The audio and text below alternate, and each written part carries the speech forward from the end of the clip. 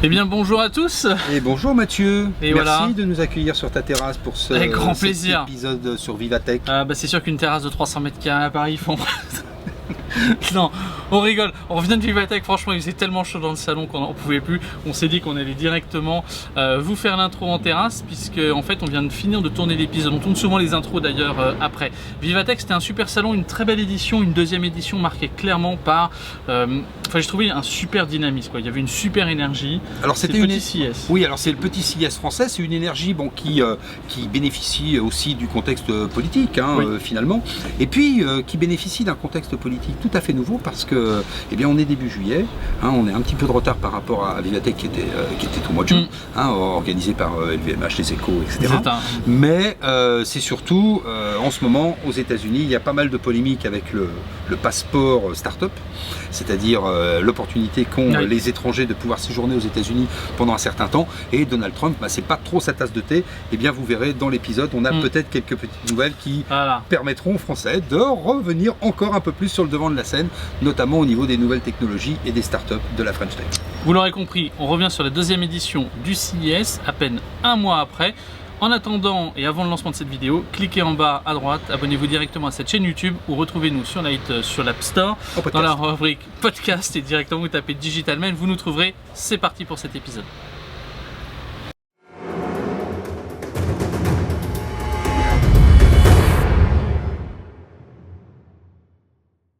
Et bonjour Mathieu. Salut Lionel. Merci de nous accueillir dans ton salon. Mais oui, je suis d'humeur généreuse. C'est surtout que c'est canicule les gars, donc en fait on s'est dit qu'il était 19h30 et qu'il était peut-être temps. Voilà, il faisait encore, c'est énorme, on n'en peut plus.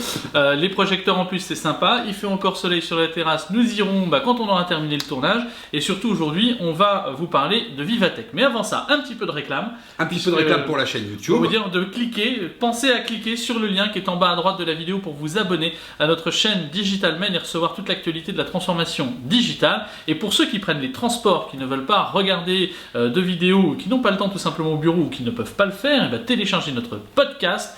Et là vous pouvez vous abonner directement sur l'App Store et puis recevoir l'ensemble de nos épisodes format audio uniquement. Super pratique pour le transport, le TGV, l'avion, etc. Bref, abonnez-vous. Partagez aussi cette chaîne, bien entendu. La réclame étant terminée, de quoi parle-t-on, mon cher Lionel, aujourd'hui? Alors, la semaine dernière, vous nous avez entendu peut-être et vous nous avez vu en live sur Facebook. On était avec Mathieu au salon Vivatech. Ouais. Vivatech, deuxième épisode, deuxième numéro, deuxième session. L'année dernière, c'était le premier essai. Ça avait déjà été un super succès. Il y avait 45 000 visiteurs qui ont été annoncés. Cette année, c'était encore plus grand. Il y avait encore plus de startups, à peu près 1000 exposants qui étaient des entreprises incubées par des grands groupes qui se répartissaient sur des pôles d'activité thématiques. Retail, transport, etc. Alors il y avait Google, il y avait Air France, il y avait Engie, il y avait la BPI, il y avait Facebook, il y avait Alibaba. On y va. Je visualise le plan. Tu vois, parce que je sais qu'on a marché plus de 14 Alors pour le luxe, il y avait LVMH, pour la banque, il y avait la BNP, pour l'énergie, il y avait Engie, il y avait aussi tout un Agora qui était en partenariat avec EDF, il y avait la Poste qui était là. Bref. Beaucoup de grands groupes qui accompagnaient chacun 10, 20, 30 startups qui étaient présentes. Les startups pitchaient sur ces pôles qui avaient chacun leur petit amphithéâtre. Et puis autour de ce grand ensemble, il y avait 6 grands amphithéâtres, dont un très très grand où des speakers tout à fait célèbres sont venus nous présenter leur vision à la fois de l'avenir, des technologies et de leur impact aussi sur nos activités. Un peu ce que nous on fait. Oui, exactement, mais à une échelle plus modeste, dirons-nous, néanmoins intéressante. Effectivement, on peut citer effectivement Alibaba, le patron d'Alibaba qui est venu nous parler effectivement sur la main stage. Il y a eu aussi Eric Schmidt qui est venu nous rappeler, le patron d'Alphabet, donc de Google. Il y a eu Yang Yang, le patron de Lenovo. Voilà, aussi qui était présent. Tu prononces d'ailleurs très bien, cher Lionel. Bernard Arnault aussi est venu présenter aussi le patron d'LVMH, puis co-organisateur et cofondateur. Il y a Jacques Attali qui était présent également. Qui d'autre? On avait Babinet. Gilles Babinet, qu'on salue. Nous voir à l'Institut de l'Internet et du Multimédia. Il y a quelques semaines maintenant, presque un mois ou deux, qui est venu nous parler de la transformation digitale en général. Et on a eu la visite de notre nouveau président de la République, Emmanuel Macron. Voilà, qui lui a passé 3 heures pour parcourir 100 mètres. Il était tellement entouré qu'effectivement, il faisait une chaleur quand même, c'était absolument... Mais il avait tombé la veste dans les allées. D'ailleurs, ce style relativement décontracté lui a valu effectivement quelques serrages de mains féminins qui étaient assez effectivement enthousiastes. Et puis surtout, après cette première visite, il est venu faire aussi un petit discours dans le grand amphithéâtre où il a annoncé, si vous ne les avez pas captées, ces informations sur les chaînes d'infos ou dans vos différents magazines de news, eh bien il a annoncé 2 mesures qui nous semblent très intéressantes dans l'esprit de la technologie et dans l'esprit de la French Tech. La première, effectivement, c'est 10 milliards, tout simplement pour financer, pour accompagner tout simplement le développement des startups. Alors, une grande ambition, c'est qu'effectivement, ils souhaitent que Vivatech devienne le prochain CES, et donc il met beaucoup effectivement sur la table et il s'engage énormément auprès des startups. Il y a deuxième chose effectivement, enfin sur l'innovation en général, et un deuxième point qui effectivement est important, et ça c'est un passeport super capital pour nous. Voilà, c'est le passeport French Tech. Ça veut dire que vous êtes une entreprise, vous avez repéré un collaborateur qui travaille dans un autre pays et avec qui vous voudriez pouvoir grandir, évoluer parce que son savoir, parce que ses connaissances, parce que tout ce qui pourrait vous amener est intéressant, et bien lui pourra venir en France pendant 4 ans, et pendant ces 4 ans, il pourra collaborer avec vous, quel que soit son pays d'origine. À l'heure où d'autres pays sont relativement plus modérés ou timorés sur l'immigration tout simplement de talent, et ben nous leur ouvrons la porte. C'est plutôt bon signe en tout cas, c'est une mesure assez phare qui a beaucoup été relayée. En tout cas, ça témoignait de ce que l'on a déjà dit en live, de l'enthousiasme, du dynamisme et finalement de tous ces principes qui sont on est là pour essayer de gagner ce que le futur nous prépare. C'était effectivement très enthousiasmant, il y avait beaucoup d'énergie, c'est vrai qu'il y avait beaucoup de startups qu'on a vu à Vegas en janvier et qu'on a revu là, mais la disposition du salon fait que naturellement il y a quelque chose qui se passe, une énergie. Alors certains effectivement, il faut qu'il trouve encore son public, très certainement, parce qu'il y a beaucoup de personnes qui effectivement ont beaucoup de mal à se positionner dans le salon en tant que visiteurs, mais dès qu'on a pris le pli, effectivement on rencontre énormément de gens, mais c'est beaucoup de temps, 2 jours c'est pas suffisant, 3 jours c'est pas assez, il faudrait au moins que ça dure 4 ou 5 jours. On dit ça pour les organisateurs, ce serait sympa de penser à ceux qui vont y passer 12 heures dans la journée. Voilà. Alors puisque tu parlais de Vegas, que l'on a parcouru ensemble et que l'on a reporté un petit peu sur notre chaîne YouTube et sur nos lives que vous avez suivis, nombreux, merci. Et bien, est-ce que les tendances que l'on a pu observer au cœur de Vivatech étaient tout à fait différentes que celles qu'on a pu observer à Vegas? Eh ben non, globalement ça se ressemble. Le grand gagnant c'est encore l'IA, bien entendu, l'intelligence artificielle, omniprésente quasiment partout.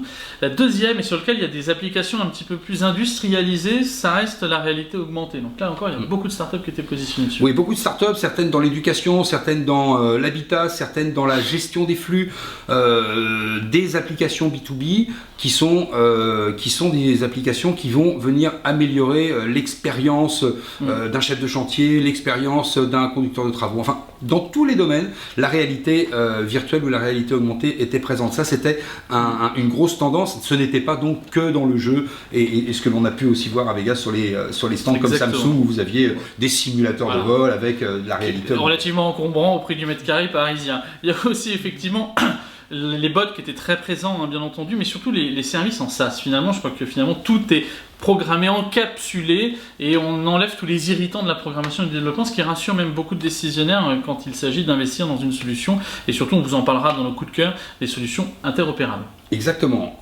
C'est-à-dire que l'IA aujourd'hui, eh bien, évidemment, c'est un domaine de chercheurs, c'est un domaine de personnes qui sont hautement qualifiées, mais justement, on arrive avec des solutions qui ont commencé à être proposées sous une forme d'industrialisation de l'IA, qui vont permettre à des personnes de compétences non chercheurs spécialisés en intelligence artificielle de pouvoir travailler avec des outils directement issus et utilisant l'intelligence artificielle. Et quand on sait qu'effectivement c'est la voie qui se développe le plus simplement du monde pour lancer des requêtes aujourd'hui sur ces différents moteurs de recherche ou autres, on s'aperçoit qu'effectivement il y a beaucoup de développement potentiel à venir.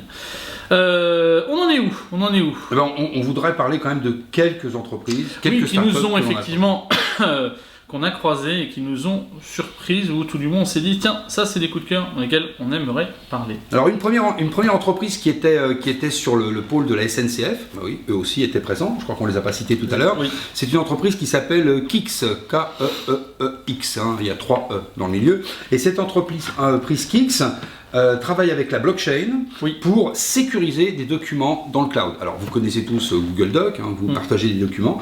Eh bien eux proposent d'avoir ce système de documents partagés mais sécurisé par blockchain. Ça c'est une super solution qui va permettre probablement pour un certain nombre de personnes qui pourraient être réfractaires justement en termes de sécurisation de cloud, de pouvoir travailler de façon sécurisée, que ce soit une entreprise, un très grand groupe ou même des particuliers. Alors sachant que ça on vous mettra les print écrans en même temps, hein, on a déjà passé quelques images pour que vous puissiez vous visualiser un peu mieux la solution de laquelle nous vous parlons. Voilà, on va y arriver. Voilà. Il est tard, il fait chaud, on n'en peut plus. Dans un tout autre domaine, je crois que tu voulais nous parler de Haddock. Alors moi j'adore ce genre de solutions qui vont rendre n'importe quelle interface, un mur, une table, une chaise tactile sur lesquelles on peut avoir quelque chose, une interaction possible. Et effectivement, Haddock est super intéressant, ADOCK, et c'est un peu ce qu'on avait vu à Vegas sur Sony, qui avait développé cet ordinateur, ce petit bloc que l'on posait, je ne me rappelle plus le nom, effectivement, où on pouvait avoir une fenêtre qui apparaissait. C'est l'Xperia Projector, merci. Il se souvient de tout, Lionel, c'est magnifique. Et donc on a effectivement des fenêtres, et puis on pouvait interagir comme si c'était un ordinateur, mais sur la table ou sur une chaise ou n'importe où. Et donc là, ce qui est intéressant, effectivement, Haddock, c'est que c'est presque encore plus immersif, plus intuitif. En tout cas, dans la démonstration qu'il y avait, on s'aperçoit que c'était extrêmement fluide, et c'est effectivement un projecteur qui vous projette ce que vous voulez, comme une fenêtre vidéo ou autre. C'est un ordinateur qui projette tout ce que vous voulez. Donc c'est super parce que n'importe quoi peut devenir tactile et vous pouvez interagir en réunion avec effectivement plein de possibilités en termes de collaboration ou même de diffusion de contenu. Alors tu voulais aussi parler de Smartly. Smartly, effectivement. Alors, Smartly qui était incubé par Accor Hotel, hein, voilà. On les avait pas cités tout à l'heure, alors non, ils étaient présents aussi. Autant les citer puisque c'était voilà, Smartly. Alors avec Smartly, qu'est-ce qu'on peut faire? Interopérabilité de l'intelligence artificielle. Donc ce qui est super, c'est qu'effectivement dès qu'on va vouloir faire un agent conversationnel, et ben on va le faire en SaaS. Donc déjà c'est quelque chose qui est beaucoup plus simple en général, tout est encapsulé. Et puis surtout la grande force de Smartly, c'est que ça va pouvoir s'interopérer avec du Slack, avec du Alexa d'Amazon, du comment ça s'appelle, du Skype effectivement, du Cortana de Microsoft. Et donc ce qui est intéressant, c'est cette interopérabilité que l'on va pouvoir avoir sur une seule solution pour pouvoir bouger. Un peu comme Panda, qu'on avait rencontré à Futur en Scène et qu'on a rencontré aussi sur Vivatech, et qui se propose en SaaS de vous permettre de développer une application mobile et puis de l'envoyer sur les différents stores qui existent. C'est la même chose en développant des agents conversationnels. On a oublié que c'était compatible aussi Messenger de Facebook. Oui, bien entendu, mais ça on n'en parle plus que ça. Tu voulais nous présenter aussi Situm. Alors, Situm, S-I-T-U-M. Ils étaient incubés par Carrefour et on va comprendre pourquoi. Oui. Parce que finalement, c'est un GPS indoor. Alors, le GPS indoor, on a l'habitude, parce qu'il est capable de détecter votre position par rapport à des tags ou par rapport à des beacons qui sont des puces RFID. Et bien là, plus besoin. Alors, les secrets de fabrication, on ne sait pas tout, mais en tout cas, ce qui est intéressant, c'est que pour une entreprise qui a des locaux extrêmement grands, des entrepôts, alors bon, évidemment, Carrefour, c'est un exemple, mais vous en avez beaucoup d'autres, eh bien, elles vont pouvoir situer leurs collaborateurs. Et donc, il y a aussi après Situm ou Situm, celui qui est... Je préfère l'accentuation French. Earthwatch. Speak English very well.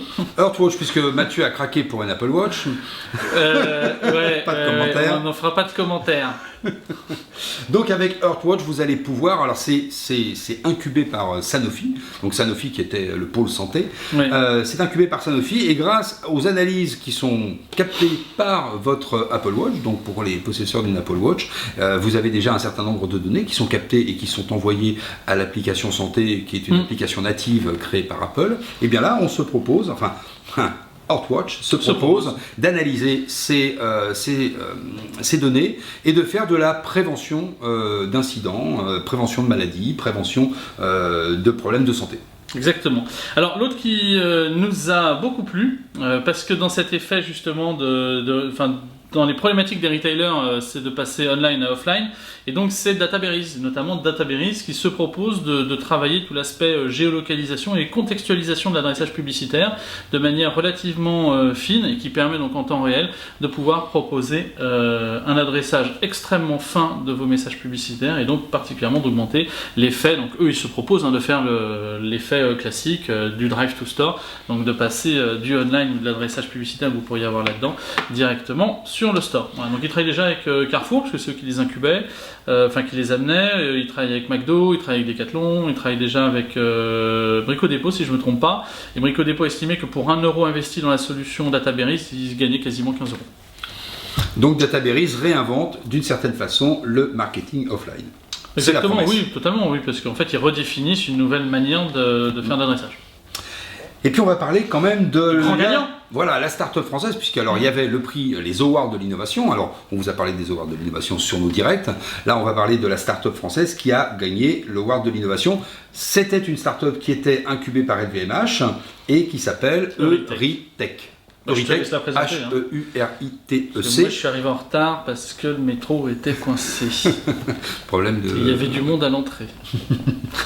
Donc Euritech, moi que j'ai vu donc annoncer et présenter leur solution sur le grand amphithéâtre de Vivatech, c'est donc une start-up française qui se propose en captant les données des utilisateurs qui vont naviguer sur des sites de commerce, qui vont aller acheter sur des sites de commerce, mais qui vont aussi aller acheter en magasin, de synchroniser et d'analyser l'ensemble de ces données afin de pouvoir fournir aux marques une information sur les tendances, une information sur, dans leur ligne de produits, les produits qui sont le plus vus, le plus remarqués, le plus scrutés par les utilisateurs, pas forcément les plus achetés, mais c'est justement en combinant les achats et les produits qui sont observés, qui sont suivis, qui sont éventuellement sur lesquels les utilisateurs vont passer un certain temps sur les pages des plateformes de e-commerce, et bien en remontant ces informations-là, on va pouvoir forcément donner une information très pertinente qui va soit permettre à la marque de commander plus de produits ou de faire rentrer donc en stock plus de produits sur ses produits phares,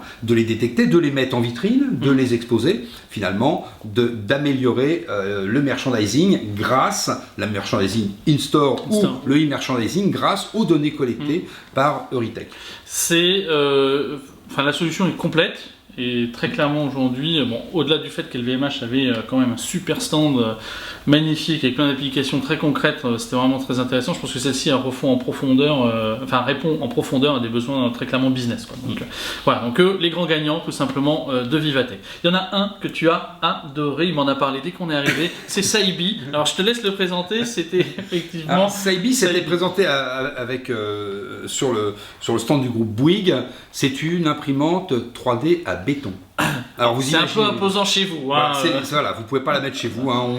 Je suis comme ça, je pense que le bras doit faire entre 2 et 3 mètres de haut. Après, évidemment, vous avez toute l'articulation pour arriver à la pointe qui va commencer à graver. Alors forcément qu'il y a une technologie probablement sur la prise rapide du béton qui est diffusée par cette imprimante 3D. Mais en tout cas, c'est complètement révolutionnaire. Ça vous imprime à peu près ce que vous voulez en termes de forme. C'est la technique d'une imprimante 3D, sauf que là, alors peut-être que si on devait refaire certains éléments de monuments historiques, on pourrait imaginer. Je ne suis pas persuadé que ça puisse construire une maison, parce que finalement, c'est pas très intéressant de mettre un bras qui construirait tout seul la maison. Et par contre, pour construire des éléments architecturaux à moindre coût, avec des formes très particulières, ça peut être, d'après moi, très efficient. Ça va laisser libre cours à l'imagination des architectes. Exactement. Effectivement, ça laisse présager de belles œuvres architecturales. Oui, parce que c'est vrai qu'avant, pour sculpter les gargouilles de Notre-Dame, il y avait des passionnés qui ne devaient pas coûter très très cher. Ils passaient des heures et des heures. Voilà. Aujourd'hui, c'est les 35 heures. Voilà, c'est un peu différent. Donc l'imprimante à béton, c'est pas mal. C'est pas mal, voilà. Enfin, en tout cas, c'était intéressant. Est-ce qu'on a tout dit? Parce que on pourrait parler on pourrait faire un épisode pendant 1 heure. On reviendra sur quelques autres coups de cœur qui nous ont plu dans un prochain épisode. Mais là, c'était un peu les principaux et ceux qu'on voulait partager avec vous. On n'a pas parlé des robots, on n'a pas parlé de plein de choses qu'on a vues aussi. Robot Pepper, qui était à l'entrée. Bubbles, qui était aussi effectivement la Bubbles, qui était la voiture. Qu'est-ce qu'il y avait d'autre? Il y avait plein de stands. C'était vraiment très riche. Donc là, faire la synthèse en quelques minutes, c'est pas forcément facile, mais on reviendra avec Pascal spécial notamment pour analyser ce superbe événement. Voilà, qui devrait durer encore 1 ou 2 journées de plus. Nous le rappelons, c'est dense Vivatech, mais c'était super sympa, surtout très chaud. Voilà, il nous reste à vous souhaiter une très bonne soirée. Je sais pas à quelle heure vous regardez la vidéo, mais nous on va aller prendre l'apéro.